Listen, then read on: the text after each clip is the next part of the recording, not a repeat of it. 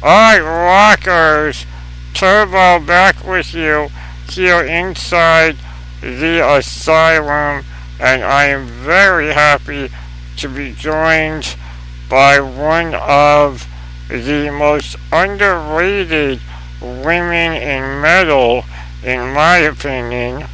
Hopefully you guys agree with me. Her new album, Follow Me, comes out Friday, April 28th.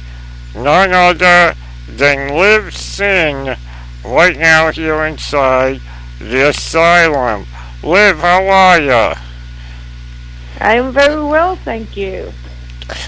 Good to hear, and I'm glad to hear you're still making music, and I want to go back a little bit because I had the honor to meet you and see you back in 2015 when Sister Sin was part of Mayhem Festival, and it was the first time I had discovered Sister Sin, and you guys blew me away. And then later that year, after Mayhem, the announcement came that Sister Sin was going to be ending its run after 13 years. And what led up to that, and was it an easy decision, or was it timing? What caused the end of Sister Sin after such a great run on Mayhem?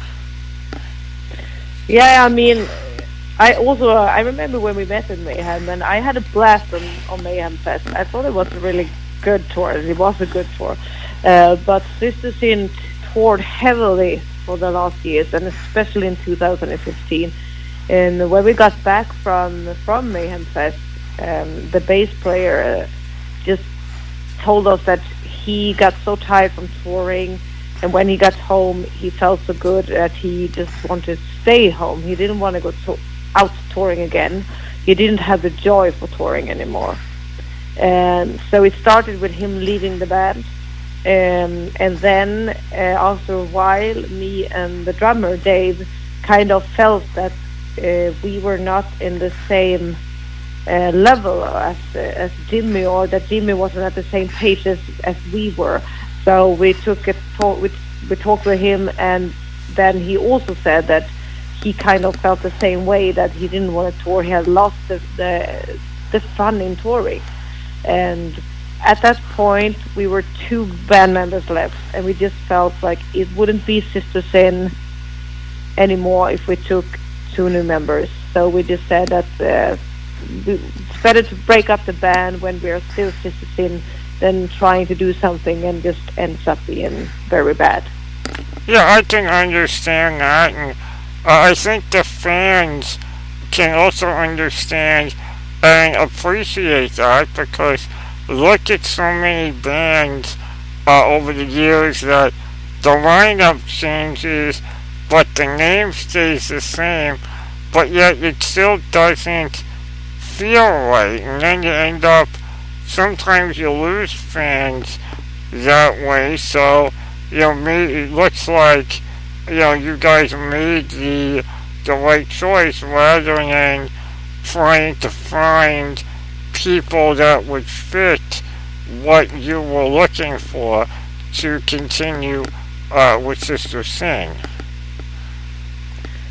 Yeah. I mean, as you said, there's many bands trying to do things after, and it just turned out very bad and so on. So I'm just, today I feel happy, but today I feel okay with that decision, and I feel good about it because I could start my own project, and we are still friends in the band instead of being like hate each other or anything like that. So I think it was a good choice, even though it felt not very good when it happened, because it was right after Mayhem and we had all this attention after Mayhem. But I mean, things happen for a reason, and now I got my own project instead, and I'm very grateful for that.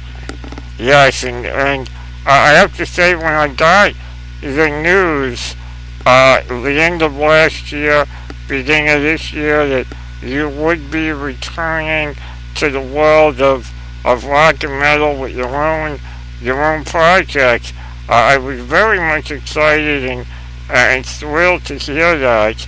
And I want to ask, at what point after Sister Sin did you decide that you did want to continue? Was it immediately after? Did you take time after Sister Sin, called it a day, to reflect and decide whether or not you wanted to continue? It took quite a while actually, because I was so, in the beginning I was so disappointed with the whole thing with Sister Sin, and very sad and kind of lost, because I built my whole life around Sister Sin, and suddenly Sister Sin was no longer existing. So I got very lost about who I was and what I'm going to do now, and you start, and of course all these questions: is it do I have the energy to start over again? Do I have to start from zero, etc.? So it took me a couple of months to just find myself again, after being pretty down for a long time. But I picked myself up, and I said to myself, if you have the ability to start something new, and you can actually start something that is your own product, my own project, with my ideas, my music, my lyrics, what would I do? What would I do, and how would I do it? So I'd say in the early 2016, I started to think about it. Now, you did not hold back in regards to when you started putting it together. You linked up with Fitty Reinhold and Stefan Kaufman, both formerly of Udo. Did you know who you wanted to work with when you finally decided that you were going to keep going, or was this just names that came up? When I was first just like trying to see what I was going to do, it was only me, and I had my manager Jeff, who was the manager for Sister Sin, who believed in me and said that he would support me, and he thought that I could do something. And we were trying to just look for collaborations and for labels and agents and stuff like that. And then I remember that because Sister Sin toured with Udio a couple of times, so we got pretty close friends with especially Fitty.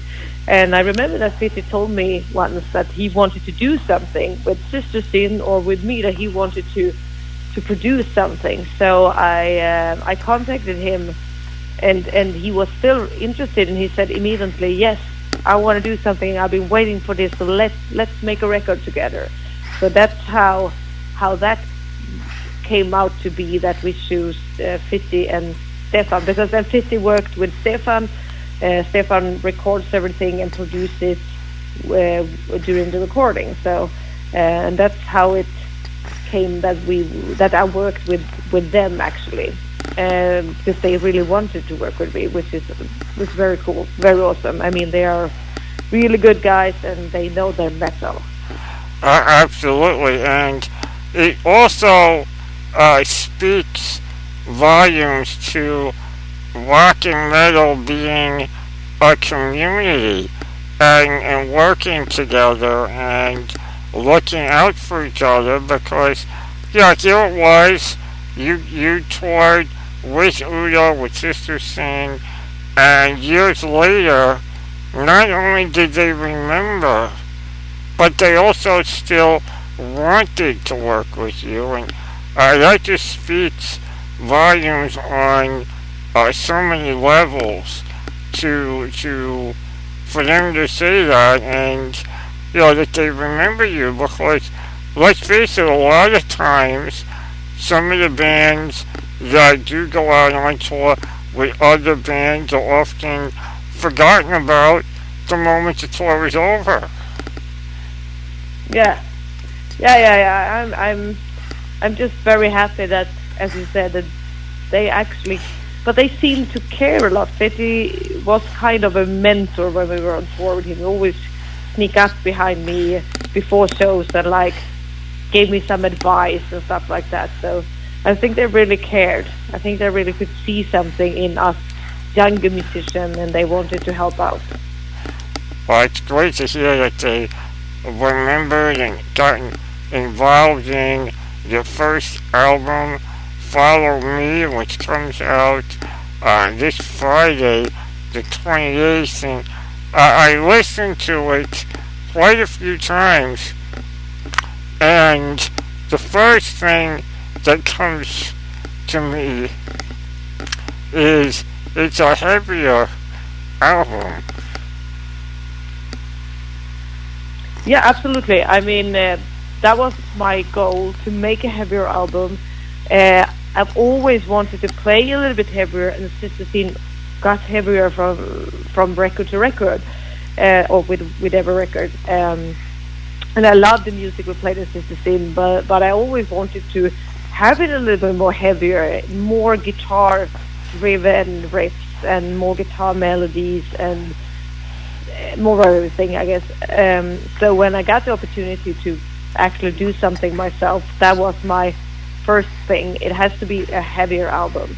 It has to be more metal. I want to try that and see what I can do. Now, was that harder or easier for you because it was what you wanted to do? Because, no disrespect to Sister Sin. I told you this when I met you at Mayhem Festival, that I didn't know you guys before that, and I went and bought almost every album upon just hearing you guys leading into Mayhem. But it seems, listening to Sister Sin and then comparing it to what you're doing now, it almost sounds like with Sister Sin, it was written more for radio, to get radio airplay, where this feels like it's more of who you are musically. Yeah, absolutely. You can absolutely say that. I didn't. I mean, first you always think about, okay, maybe try to go more commercial, but then after a while, I just thought to myself, if I'm going to do this again, because it takes a lot of work to being a smaller band, it takes hard work. If I'm going to put this much work into a band again, I have to do it with a heart. I have to do it with my heart, and then I have to do the music that I want to do, and then we see either it's a good choice or it's a real bad choice. And it's too early to say, but I just follow what I wanted to do, and I think you can hear that when you listen to it, that I actually put my whole heart in it. Yeah, it does come across very much all you, and what you want to do as a musician. Now, did you do all of the writing on this, or did you do just the lyrics? How much of it is all you? I mean, I know the band is your name, it all revolves around you, but how much of the writing on it is you?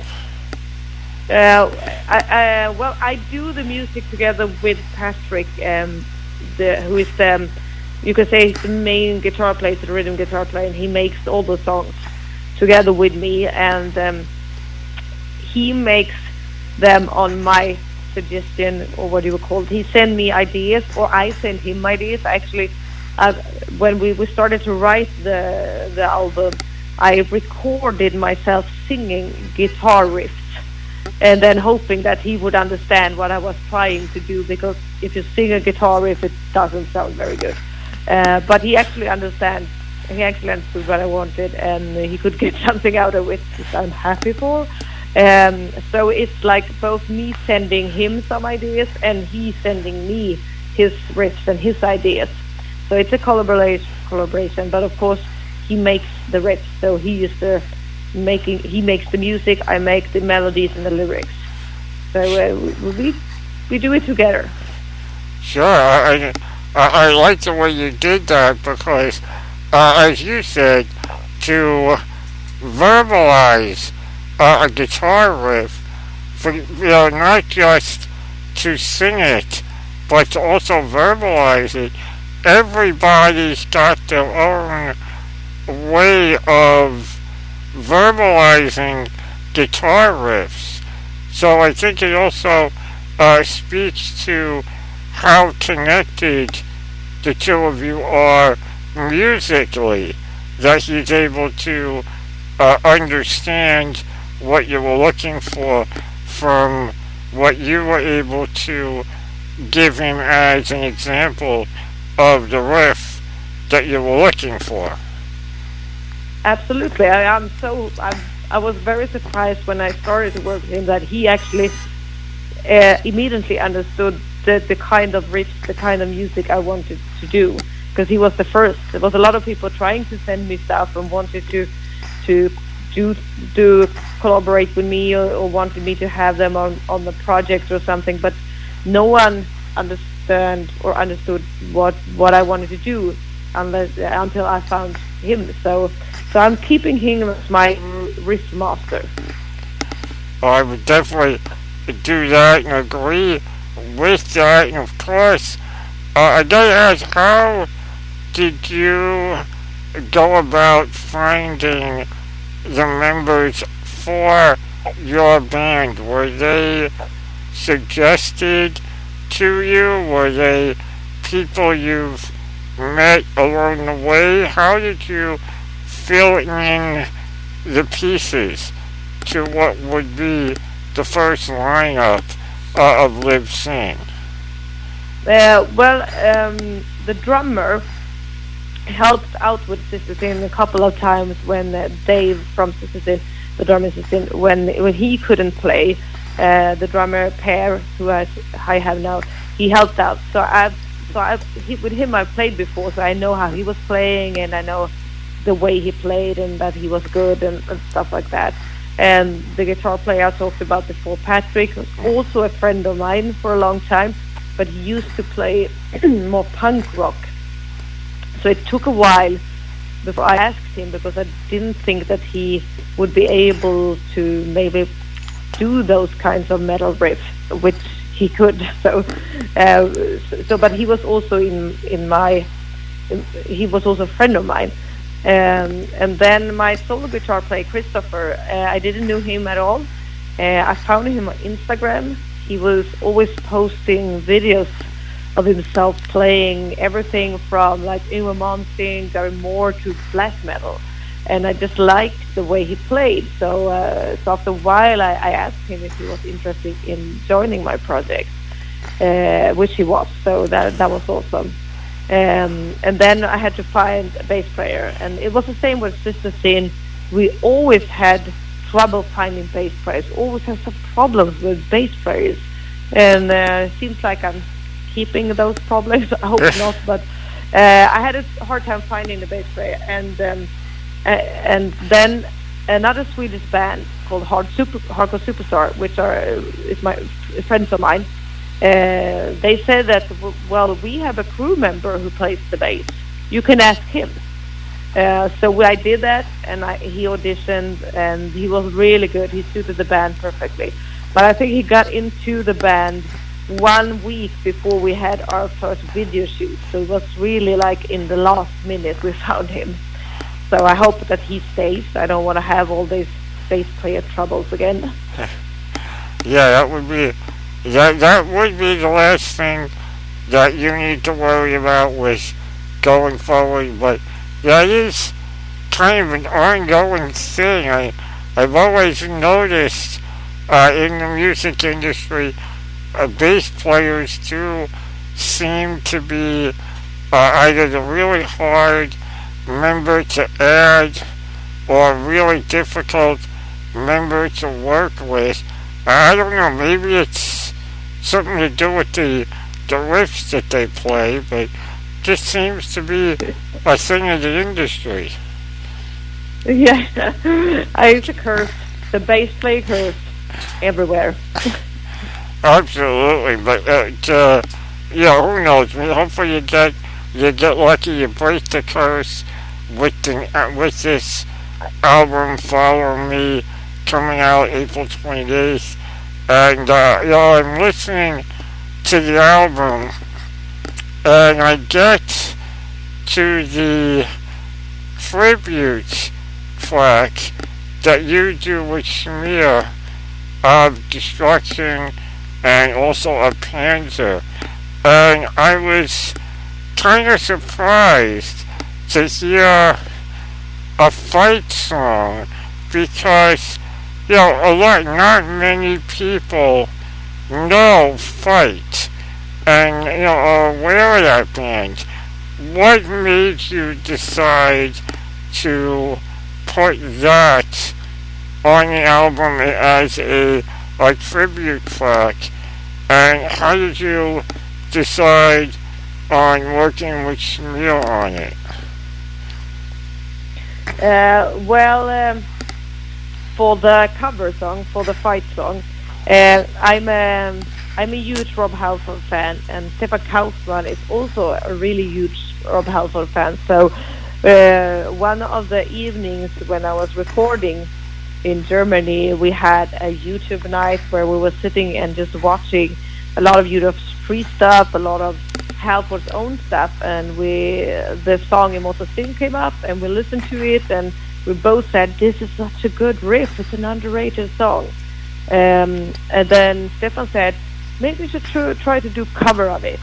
Let's try it tomorrow. So he recorded some guitars, and I just put down the vocals for the song, and we liked it. We kind of said, yeah, this is gonna be cool. Even though the song is a little bit too low for me, so I started to think about maybe I could work with someone on this song.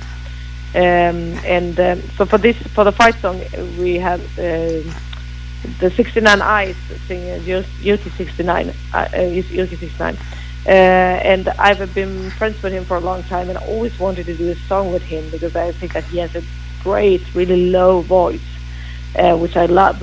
So when I was thinking about that, and the fight song, and I said like, he would suit this song so good.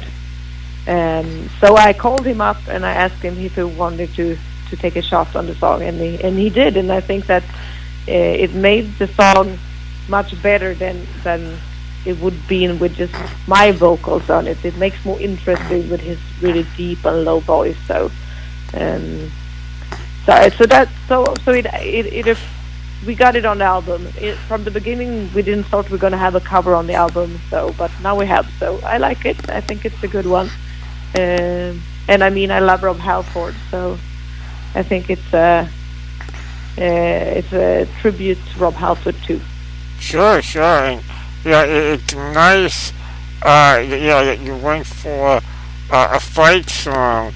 And it's funny to hear you say, it was too low for you vocally, because many of us know Rob Halford for hitting the high notes. Yes, but it is a pretty low song, and it is actually pretty low for Halford too. If you watch the live, when he's doing it live, you can hear that it's actually a little bit low for him too.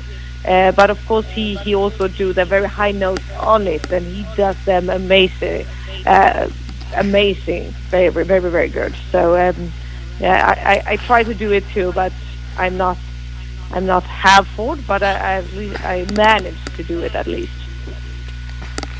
Well, you definitely, in my opinion, you did do it justice.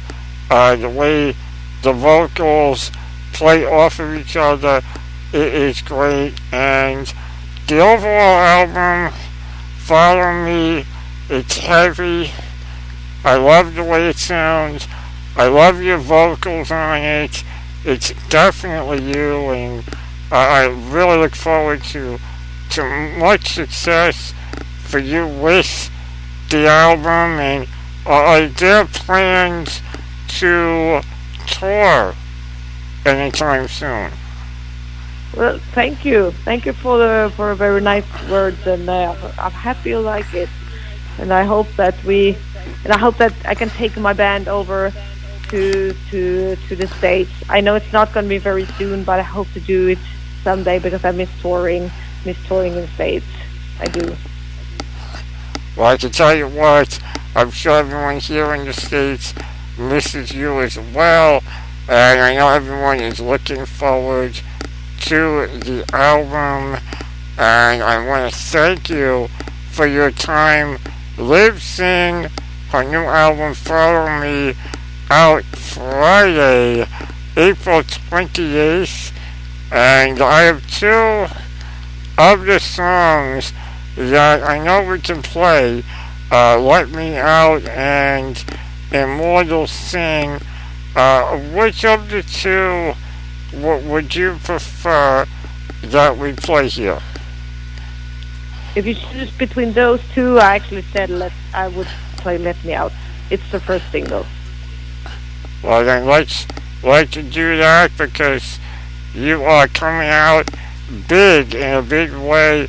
Everyone go get the new album, Follow Me from Liv Sin, and here is Let Me Out from Liv Sin.